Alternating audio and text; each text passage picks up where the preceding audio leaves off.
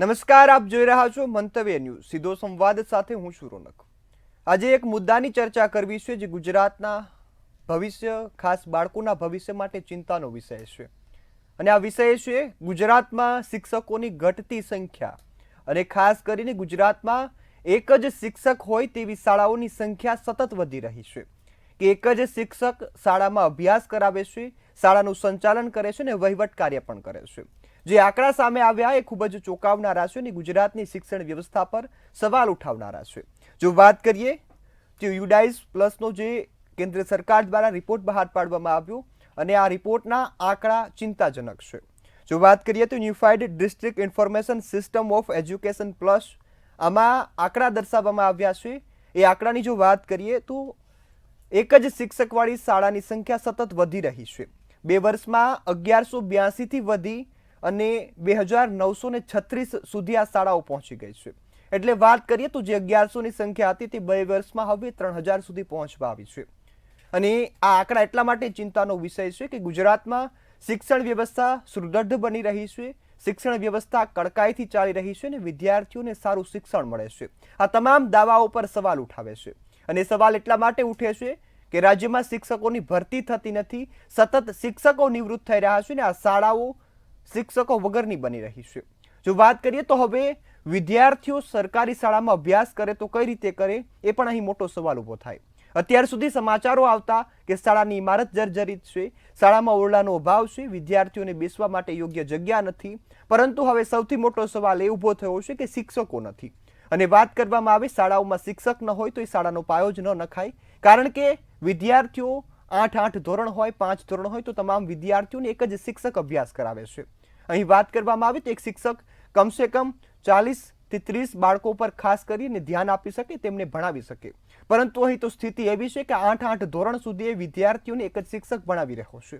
આજે સીધો સંવાદમાં આજ મુદ્દા પર ચર્ચા કરવી છે કે ગુજરાતમાં શિક્ષકોની ઘટતી સંખ્યા, એક શિક્ષકવાળી શાળાઓની સંખ્યા વધી રહી છે, તે ગુજરાતની શિક્ષણ વ્યવસ્થાને કેવી અસર કરશે.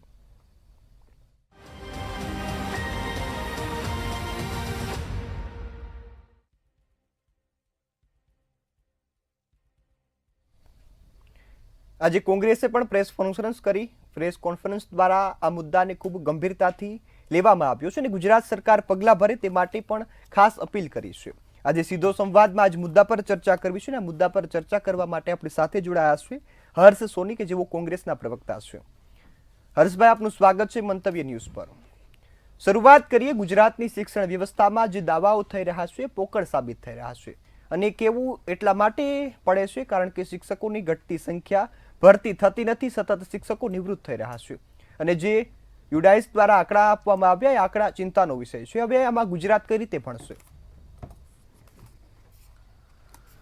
તમે જે રીતે વાત કરી કે ગુજરાતમાં જે શિક્ષણનું જે માળખું છે, તમે સમજો કે આજે હું આંકડા સાથે આજે હું તમને કહીશ કે ગુજરાતમાં 382 એવી સ્કૂલો છે કે જ્યાં ટીચર છે પણ ત્યાં વિદ્યાર્થી નથી. ગુજરાતમાં 275 શાળાઓ એવી છે કે જ્યાં વિદ્યાર્થી છે અને ત્યાં ટીચર નથી. આ જે મુદ્દો, જે ભારતીય જનતા પાર્ટી જ્યારે દેશમાં વિશ્વગુરુ બનવાની વાતો કરતી હોય તો શા માટે તે શિક્ષકોની ભરતી કરી નથી શકતી? જે શિક્ષકોના પદ ખાલી પડ્યા છે તેને તાત્કાલિક ધોરણે ભરવામાં આવે, તે ટીચરોની નિમણૂક કરવામાં આવે. ગુજરાતની શિક્ષણની જે નીતિ છે એ આપણે પણ જોયું કે કથળી ગયેલી હાલતમાં જતી રહી છે. તમે જુઓ કે ગુજરાતમાં એક શિક્ષક ધરાવતી એક શિક્ષક જે છે કે તે જે 5 ધોરણને ભણાવે છે, એવી આજે ગુજરાતની સ્થિતિ બની ગઈ છે.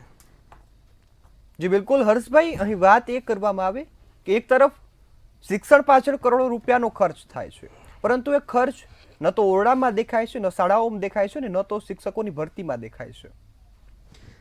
આ જે ખર્ચો છે તે ભારતીય જનતા પાર્ટીના પોસ્ટરો બનાવવાના અને એનો પ્રચાર પ્રસાર થાય એમાં વાપરવાના, આ બધો ખર્ચો એમાં ઉપયોગ કરવામાં આવે છે. તમે જુઓ કે આજે આ જે આંકડા હું તમને કહી રહ્યો છું એ જગ જાહેર ફેક્ટ છે. તમે આજે ગૂગલ કરીને જોશો તો બી આ જ આંકડા નીકળશે કે ગુજરાતમાં 19,000 જેવી સીટો ખાલી છે, ટીચરની નિમણૂક નથી થતી. એ સરકાર શા માટે નિમણૂક કરી નથી રહી? વિદ્યાર્થીને શિક્ષણ અપાવવું એ એક બંધારણમાં લખેલી જોગવાઈ છે અને આ શિક્ષણ જે અપાવવું તે સરકારની ફરજ છે. પણ તમામ મોરચે નિષ્ફળ ગયેલી આ ભારતીય જનતા પાર્ટીની સરકાર આ પ્રચાર પ્રસારમાંથી બહાર આવશે તો જ વિદ્યાર્થીઓ ઉપર ધ્યાન જશે એવું મને લાગી રહ્યું છે. જી બિલકુલ હર્ષભાઈ, અહીં આપણે વાત કરીએ, ખૂબ સરસ રીતે જણાવ્યું કે હવે એ ખર્ચામાંથી બહાર આવવું પડશે, પરંતુ એક તરફ સમાચારમાં નજર કરીએ તો શિક્ષકો આંદોલન કરી રહ્યા છે, માજી સૈનિકો આંદોલન કરી રહ્યા છે, ઉમેદવારો ભરતી માટે આંદોલન કરી રહ્યા છે. આ તમામ લોકોના આંદોલન છતાં ભરતી થતી નથી અને ગુજરાતની શિક્ષણ વ્યવસ્થા દિવસે ને દિવસે કથળી રહી છે. તમે જે રીતે વાત કરી કે ગુજરાતમાં આજે નીતિ કેવી બની ગઈ છે કે છેલ્લા વર્ષોમાં કે જે ત્યાં એક સ્કૂલમાં જે આખા સ્કૂલ ચાલતી હોય તેમાં વિદ્યાર્થીઓ વચ્ચે મેં જે રીતે વાત કરી કે એક જ ટીચર છે, એમાં જે વાત એવી બની છે કે જે વર્ષોમાં અને પાછલા વર્ષોમાં આનો આંકડો જે છે તે વધી ગયો છે. અત્યારે જે હતું પહેલા એવું હતું કે 17,054 શાળાઓ જેમાં એવી હતી કે જ્યાં વિદ્યાર્થીઓ ઘણા પણ ટીચર એક, અને સાથે હવે આ આંકડો વધીને થઈ ગયો છે 2736 જે સ્કૂલો છે એનો આવો જ સિનારીઓ આખા ગુજરાતમાં છે. તમે એક વસ્તુ સમજો કે જ્યારે આ ટીચરની ભરતી કરવાની હોય ત્યારે લોકો આંદોલન કરે, ગાંધીનગર જાય, ત્યાં ગાંધીનગર શાંતિપૂર્વક રીતે ધરણા ઉપર બેસે, પણ આ સરકાર આ જે પોલીસ છે જે સરકારના પીઠું બનીને આ આતંકવાદીઓની જેમ આ જે ટીચરો ત્યાં જે ધરણા ઉપર બેઠા હોય છે તેમને જેલમાં પૂરવામાં આવે છે અને તેમની ઉપર ખોટા કેસ કરવામાં આવે છે. આજે ટીચરો ગાંધીનગર આવે છે તો તે શાંતિપૂર્વક રીતે જે છે તે વિરોધ કરતા હોય છે કે અમારી જે વાત હતી કે નિમણૂક કરવાની તો તમે નિમણૂક કરો, પણ આ સરકાર કરી નથી શકતી. એટલે આ સરકાર સામ દામ દંડ ભેદ અપનાવીને આ જે સરકારની જે ભારતીય જનતા પાર્ટીની જે નીતિ છે એ અહીંયા દેખાડી રહી છે. અને આ જેટલા પણ ટીચરો છે તમે સમજો, આ ટીચરો ત્યાં આતંકવાદી તો છે નહીં, ત્યાં કોઈ જઈને તોડફોડ તો કરતા નથી, તો પણ આમની ઉપર ખોટા કેસ કરીને જે આમની માંગણી છે એ માંગણી સાંભળવાથી તો દૂર એમની પર ખોટા કેસ કરવામાં આવે છે. જી બિલકુલ હર્ષભાઈ, અહીં વાત કરીએ તો હું એક આંકડો જણાવવા માંગીશ કે ગુજરાતની જનતા જાણીને પણ આશ્ચર્યચકિત થઈ જશે, અને એ આંકડો છે એક વર્ષમાં જે શાળાઓની સંખ્યા ઘટી છે ને 53,355 થઈ છે. આ શાળાઓની સંખ્યા ઘટી, પરંતુ અહીં મહત્વની વાત એ છે કે સામે ગુજરાતમાં 5,000 શિક્ષકોનો પણ ઘટાડો નોંધાયો છે, અને આ 5,000 શિક્ષકો અનેક જગ્યાના હશે કે જ્યાં વિદ્યાર્થીઓ અભ્યાસ કરતા હતા. માતા પિતાની આશા પણ એ હશે કે જ્યાં વિદ્યાર્થીઓ અભ્યાસ કરીને આગળ વધશે, પરંતુ સતત શાળાઓની સંખ્યા ઘટાડાઈ રહી છે અને શાળાઓને મર્જ કરી તેઓને સારું એજ્યુકેશન મળે તે પ્રયત્ન થઈ રહ્યા છે, પરંતુ આ પ્રયત્ન નથી જોવા મળતા. વાત અહીં એ છે કે એ પ્રયત્ન નિષ્ફળ જઈ રહ્યા છે. અને ખાસ જો વાત કરીએ તો વિદ્યાર્થીઓ અમુક જગ્યાએ એવી સ્થિતિ છે કે ઓરડા પડી જાય એમ છે, ઓરડામાં બેસવાની જગ્યા નથી, વિદ્યાર્થીઓને પ્રાથમિક સુવિધા પણ નથી મળતી. તમે જે રીતે વાત કરી ભાઈ કે આવી જે સ્થિતિ ગુજરાતમાં બનેલી છે એ આજની નથી, 30 વર્ષથી ભારતીય જનતા પાર્ટીની સરકાર છે, 30 વર્ષથી આ જ નીતિ છે.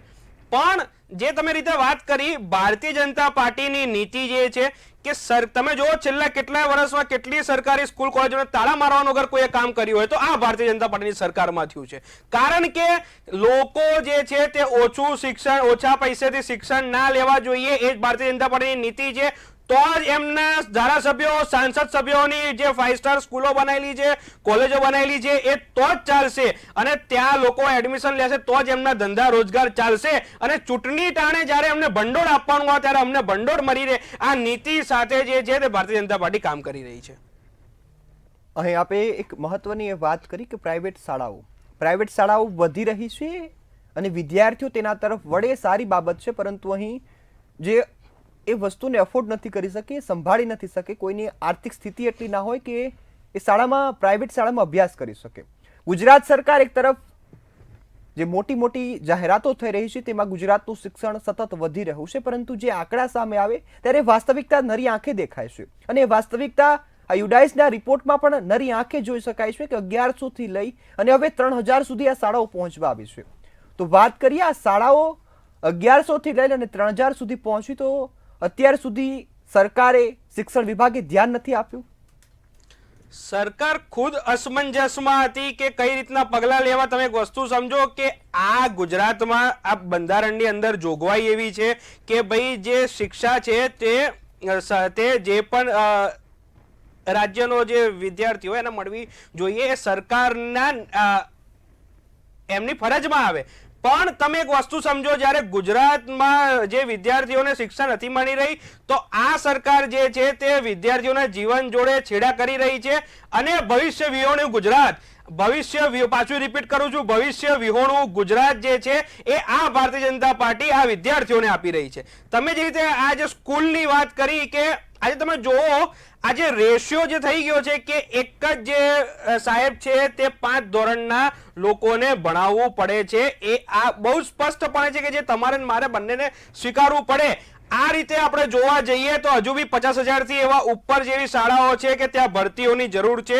પણ આ સરકારને હું કહેવા માંગુ છું, તમારા માધ્યમથી હું કહું છું કે આમાં કેવું છે કે કોઈ જગાડે તો સરકાર જાગે, પણ જાગીને પણ થોડા દિવસ જાગીને પાછા સૂઈ જાય, એ જ આ સરકારની નીતિ છે. બિલકુલ, અહીં આપે વાત કરી કે કોઈ જગાડે તો જાગે. વિપક્ષ તરીકે કોંગ્રેસે પણ પ્રેસ કોન્ફરન્સ કરી અને આ માહિતીને ખૂબ ગંભીર રીતે એ દર્શાવવામાં આવી કે ગુજરાતના જનતા, ગુજરાતના જે લોકો છે, ગુજરાતના બાળકો છે, તેમની માટે હવે ચિંતાનો વિષય ઊભો થયો છે. ક્યાં તો માતા પિતા પોતાના બાળકને પ્રાઇવેટ સ્કૂલમાં અભ્યાસ કરાવવું મજબૂર બન્યા, અથવા તો સરકારી સ્કૂલમાં જાય છે તો તેને અભ્યાસ માટે શિક્ષકો નથી મળતા.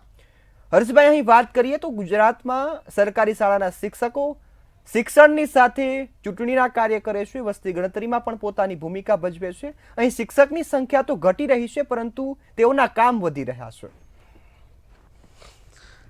આ ભારતીય જનતા પાર્ટીની નીતિ કે તમે જોવો કે જે પણ સરકારી સ્કૂલ જે બધા શિક્ષકો હોય, સરકારી પગારે હોય, એ લોકોને કરવામાં શું આવે છે કે કોરોના ટાઈમે બી આપણે જોયું કે એમને હોસ્પિટલમાં અને લોકોના જે લાશ હતી તે ઉચકવામાં આ શિક્ષકોનો ઉપયોગ કરવામાં આવે છે. સાથે ને સાથે આ શિક્ષકોનો જે ઉપયોગ છે તે ચૂંટણી ટાઈમે પટાવાળાની જેમ અગર કોઈ કરતું હોય તો આ ભારતીય જનતા પાર્ટીની સરકારમાં આ વસ્તુ કરવામાં આવે છે. સાથે હું તમને કહીશ કે 2462 શાળાઓ એવી છે કે જેની પરિસ્થિતિ કે જ્યાં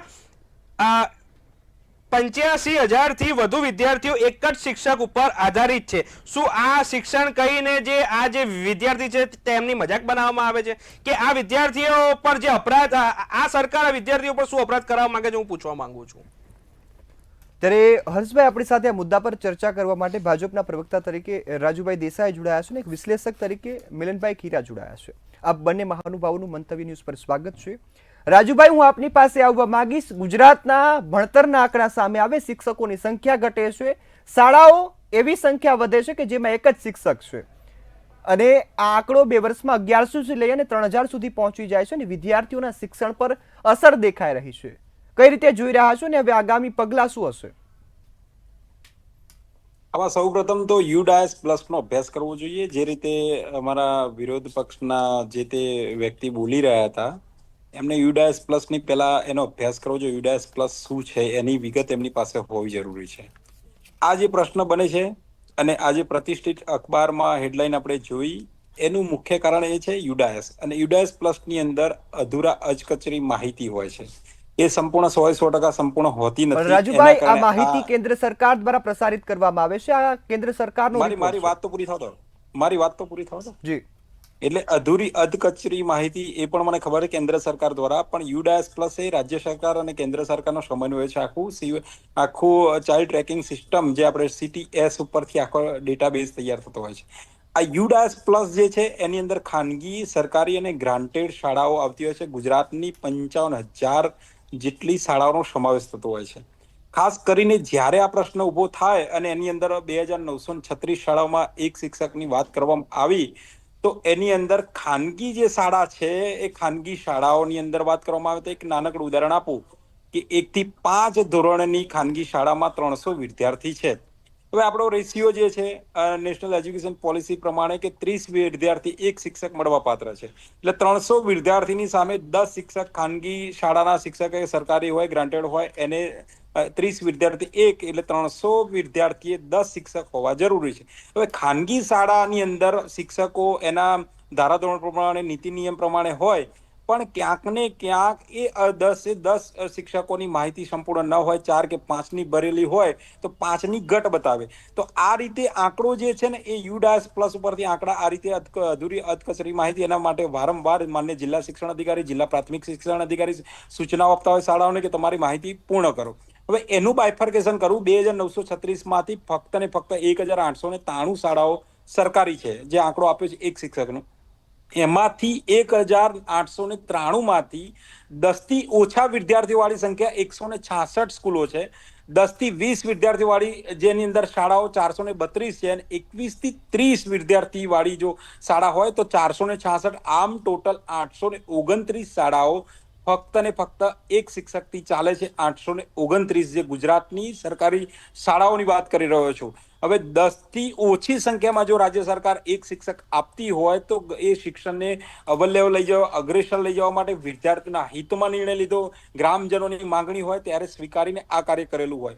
આની અંદર 1893 માંથી 829 એટલે બીજા 1000 જેવા શિક્ષકોના કારણો છે આપણી પાસે કે કેમ એ ઘટ પડી, એક શિક્ષક ત્યાં એ કેમ થયો. તો 1000 જે શાળાઓ છે એમાં શિક્ષક નિવૃત્તિ, જિલ્લા ફેરબદલી હોય, અવસાનો હોય, CRC પ્રતિનિયુક્તિ હોય, આ બધા એના કારણો છે. અને 1000માં ખાસ કરીને ફેરબદલી, જે જિલ્લા ફેરબદલી છે એના કારણે પ્રશ્ન ઉભો થયો હોય. તો હમણાં જિલ્લા ફેરબદલીનો કેમ્પ યોજાયો 2024નો, એમાં 10,445 અરજી આવી હતી, જેમાંથી 8,968 શિક્ષકોની જિલ્લા ફેરબદલી થઈ. તો આ બધા કારણોસર આપણે ચોક્કસ એવું કહી શકીએ કે એક શિક્ષકની જે છે ક્યાંક આ જિલ્લા ફેરબદલી કે આ વોટેવર એના કારણે થતા હોય તો એની સામે અત્યારે હાલમાં આપણે 16,352 જેટલી શિક્ષકોની ભરતી કરી. 1 થી 5માં 5,000, 6 થી 8માં 5400, અન્ય માધ્યમમાં 1852 અને કચ્છમાં સ્પેશિયલ ભરતી કરીએ કે જ્યાં નિમણૂક ત્યાં જ નિવૃત્તના સિદ્ધાંત પ્રમાણે ત્યાં 4100 શિક્ષકો આપ્યા. તો આ જે 16,352 જેટલા શિક્ષકો અત્યારે હાલ તાજેતરમાં આપણે ગુજરાતની અંદર 6 થી 8ની બાકી છે, એ કોર્ટમાં મુદ્દો ગયો છે એટલે એના થોડો ભાગ પણ 1 થી 5ની અને એ આજે કચ્છની સ્પેશિયલ ભરતી પૂર્ણ થયેલી છે. એટલે આ બધી શિક્ષકોની ભરતી. જી મિલનભાઈ, આપણી પાસે હું આવવા માંગીશ. એક વિશ્લેષક તરીકે ગુજરાતની શિક્ષણ વ્યવસ્થા અને ખાસ શિક્ષકોની ઘટ, શાળાઓ છે પરંતુ શિક્ષક નથી, અમુક જગ્યાએ શિક્ષક છે તો શાળાઓ ખંડેર છે, ઓરડાઓ નથી, ક્યાં તો વિદ્યાર્થીઓ નથી. આ શિક્ષણની સ્થિતિ છે. એક વિશ્લેષક તરીકે કઈ રીતે જોઈ રહ્યા છો ને ગુજરાતની જનતાએ આ વિષય પરથી શું સમજવાનું રહ્યું? ગુજરાતમાં છેલ્લા ખાસ કરીને 15 વર્ષથી શિક્ષણની જે પરિસ્થિતિ છે તે ખૂબ જ બગડી ગઈ છે. બરાબર છે. ક્યાંક ને ક્યાંક એવું લાગી રહ્યું છે કે સરકારના જે પાર્ટીઓ જે હોય છે, પછી એમાં કોંગ્રેસ પણ આવી ગયું અને બીજેપી પણ આવી ગયું, આ બધા જ લોકો સાગમટે મળી અને શિક્ષણને છે એ ધંધો કરી નાખેલો છે. કોલેજ લઈ લ્યો, યુનિવર્સિટી લઈ લ્યો કે સ્કૂલ લઈ લ્યો, આ બધાની અંદર તમે કોઈ પણ નેતાઓ જે છે, કોઈ પણ મોટી સ્કૂલ અથવા તો કોઈ પણ મોટી કોલેજ હશે તો એની અંદર કોક ને કોક રાજકીય નેતા છે, એની અંદર ભાગીદાર તમને મળી જશે. હવે મોટો ખર્ચો કરી, કરોડો રૂપિયાનો ખર્ચો કરી અને સ્કૂલ અને કોલેજ બનાવતા હોય તો એ લોકોને ચલાવવી તો ખરા ને, નફો તો કમાવો ને. ત્યારે સુપ્રીમ કોર્ટનો અને હાઈકોર્ટનો પણ ચુકાદો છે કે જે શિક્ષણ જે છે તે ધંધાદારી વસ્તુ નથી, સેવા કરવા માટેની વસ્તુ છે. એટલે આમાં નફો ન હોય. એની બદલે આપણે ત્યાં નફો કરવાની ભાવનાથી જ સ્કૂલ અને કોલેજો બની રહી છે અને એને ચલાવવા માટે થઈ અને રાજકારણીઓ ભાગીદારી બનીમાં આવી જાય છે અથવા તો એક મંજૂરીની બધી વસ્તુઓ કરી દે છે.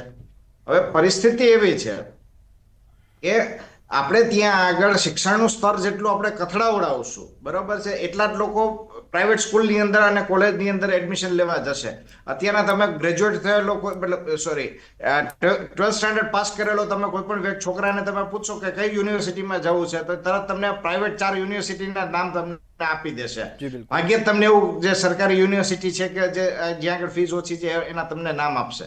કારણ કે આની અંદર ધીમે ધીમે સગવડતા જે છે એ ડે બાય ડે સરકારના જે માણસો જે છે એ ઘટાડતા જાય છે અને એના હિસાબે લોકોને જે શિક્ષણ મળવું જોઈએ અને જે સ્તરનું શિક્ષણ મળવું જોઈએ એ ત્યાં પણ નથી મળતું. અને જે લોકો રાજકીય નેતાઓ જે હોય છે એ લોકોની સ્કૂલ અને કોલેજની અંદર પણ શિક્ષણનું સ્તર જે છે તે જે હોવું જોઈએ નથી મળતું.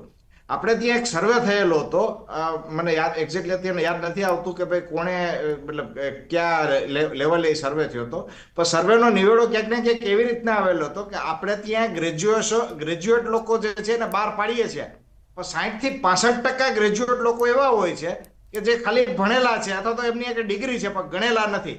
તે શું ભણ્યા છે અને તે જે સબ્જેક્ટ અથવા તો જે સ્ટ્રીમ વિશે ભણ્યા છે એ વિશેનું પણ એ લોકોને પૂરતું નોલેજ નથી. દાખલા તરીકે ગુજરાતી મીડિયમમાંથી ભણેલો હોય તો તે ગુજરાતીનું એને ગ્રામર એને નથી આવડતું. ઇંગ્લિશ મીડિયમમાં ભણેલો છે તો એને ઇંગ્લિશ પણ એટલું પ્રોપર નથી આવડતું કે તમે એને ક્યાંય ઓપન માર્કેટની અંદર ઇન્ટરનેશનલ લેવલ ઉપર તમે ક્યાંય મૂકી શકો. એટલે સ્તર જે છે આપણું જે હોવું જોઈએ એના કરતા ઘણા અંશે નીચે વયું ગયું છે અને સરકારે છે ને વધારવાની જરૂર છે. એની બદલે આપણી સરકાર એવી છે, બસ સ્ટેન્ડ છે, રેલવે સ્ટેશન છે, એરપોર્ટ છે, એમાં કરોડો ને અબજો રૂપિયાનો ખર્ચો કરશે પણ જે તમારું ભવિષ્યનું ઘડતર કરવાનું છે, જે વિદ્યાર્થીઓ છે એને ઘડતર પાછળ સરકારને ક્યાંય પૈસા બગાડવા નથી. અને શિક્ષકો જે ક્વોલિટી વાળા શિક્ષકો હોવા જોઈએ, ક્વોલિટી વાળું જે ઇન્ફ્રાસ્ટ્રક્ચર હોવું જોઈએ સ્કૂલ, કોલેજ, યુનિવર્સિટીનું, એની ક્યાંક ને ક્યાંક અત્યારના છે દિવસે ને દિવસે એને સપ્રેસ કરવામાં આવી રહ્યું છે.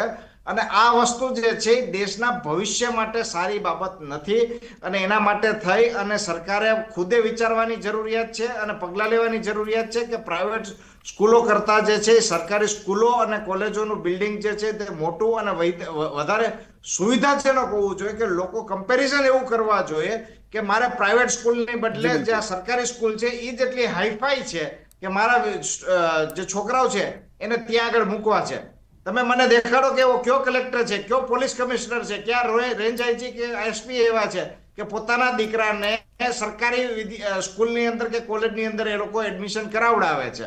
ના છૂટકે કરાવવું પડતું હોય તો વાત અલગ છે.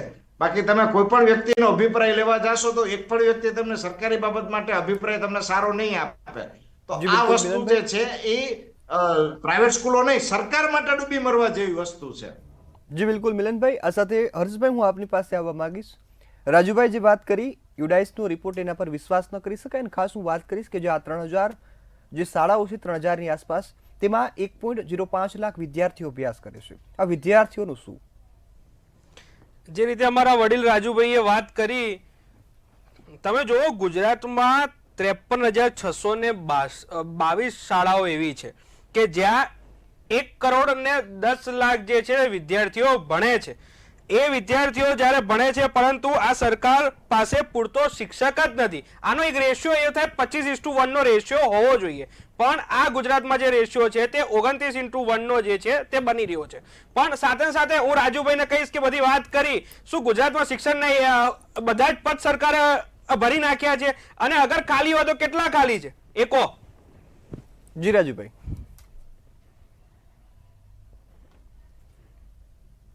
જી રાજુભાઈ. ભરતી એ સતત ચાલતી પ્રક્રિયા છે. ભરતી એ સતત ચાલતી પ્રક્રિયા છે અને અવિરત ભરતી ચાલતી હોય, 10 વર્ષનું ભરતી કેલેન્ડર હોય અને એ પ્રમાણે દરેક વિભાગ પોતપોતાની રીતે દર વર્ષે, અને ખાસ કરીને ભરતી કેલેન્ડર એટલા માટે બનાવવામાં આવે કે કોઈ ગ્રેજ્યુએટ હોય કે કોઈ ડબલ ગ્રેજ્યુએટ હોય, માસ્ટર કરેલી હોય, તો એવા યુવાનોને આવનારા વર્ષોમાં તક મળે. એટલે કોઈ પણ દેશમાં, કોઈ પણ રાજ્યમાં 100% ભરતી ક્યારેય પૂરી હોતી નથી. એ ભરતી સતત ચાલતી પ્રક્રિયા છે, અવિરત ચાલતી પ્રક્રિયા છે અને દર વર્ષે થતી હોય છે.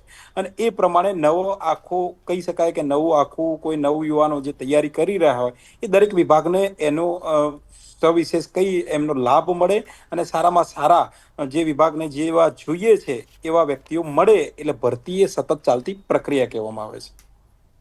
જી બિલકુલ હર્ષભાઈ, હું આપની પાસે આવવા માંગીશ. જે રાજુભાઈએ જવાબ આપ્યો કે ભરતી એ સતત ચાલતી પ્રક્રિયા છે, કોઈ દિવસ એ પૂર્ણ નથી થતી. જેમ પદ ખાલી થતા જાય છે તેમની પદની સરખામણી કરીને ભરતી થતી હોય છે. જી.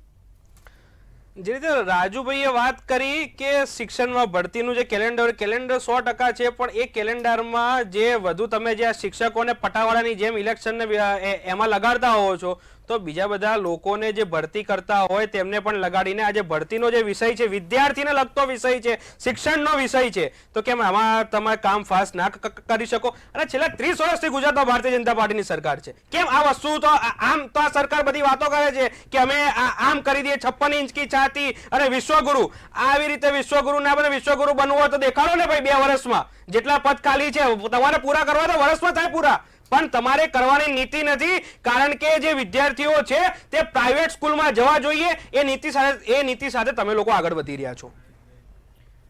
રાજુભાઈ, અહીં મહત્વની વાત જે રીતે કીધું કે વાતો થાય છે, કામ નથી થતું. અને ખાસ એ વાત આપણે કરીએ કે બીજા રાજ્યની સરખામણી ગુજરાતની શિક્ષણ વ્યવસ્થા સારી છે.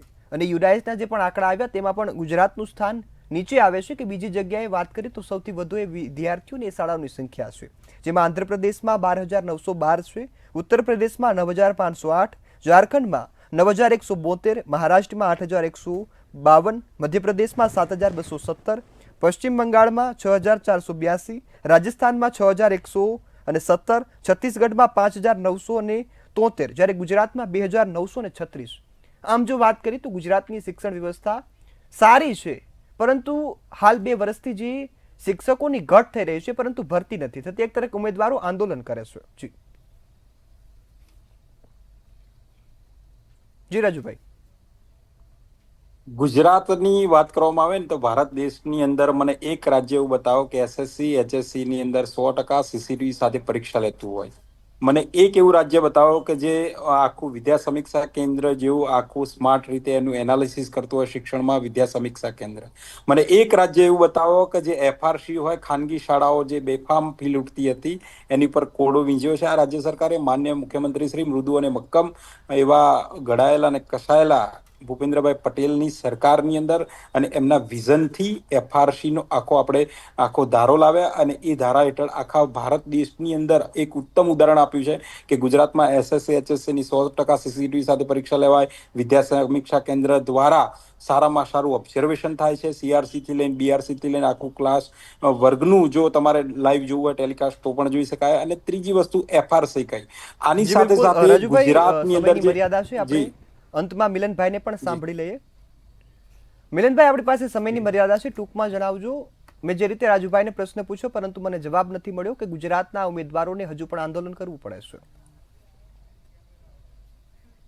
એનું મુખ્ય કારણ વસ્તુ એ જ છે કે જે પ્રાઇવેટ પ્લેયરો જે છે સ્કૂલ કોલેજ વાળા એ લોકોને ખટાવવા માટે થઈ અને જે કેલેન્ડર છે ભરતીનું કેલેન્ડર છે એને તાત્કાલિક અસરથી ફોલો કરવામાં નથી આવતું અને જે સરકારી શાળાઓ છે એને જાણી જોઈ અને બંધ કરવામાં આવે છે અને શિક્ષકોની બદલી કરી નાખવામાં આવે છે. તમારી આગળ કરોડો અબજો રૂપિયા છે, તમે એરપોર્ટ બનાવી શકો છો, રોડ રસ્તા બનાવડાવી શકો છો, તો તમને 10-20 કરોડ રૂપિયાની એક સ્કૂલ કે 50-100 કરોડ રૂપિયાની યુનિવર્સિટી બનાવવામાં તમને શું તકલીફ પડે છે? 500 યુનિવર્સિટી વર્લ્ડ વાઇડની તમે ગણવા બેસો તો તમને કદાચ હિન્દુસ્તાનની એક પણ યુનિવર્સિટી તમને આખા વિશ્વની તમને ટોપ 500માં એક પણ યુનિવર્સિટી નહીં મળે. તમને નાના દેશ કોરિયાની છે, જાપાનની છે, બીજા દેશોની તમને યુનિવર્સિટીઓ તમને મળી રહેશે. તો હિન્દુસ્તાનમાં શું તકલીફ છે કે તમે લોકો એક સારી યુનિવર્સિટી પણ નથી બનાવી શકતા? જી બિલકુલ મિલન, દાનત નથી. જી, સાથે સમયની મર્યાદા છે એટલે કાર્યક્રમને અહીં સમાપ્ત કરવો પડશે.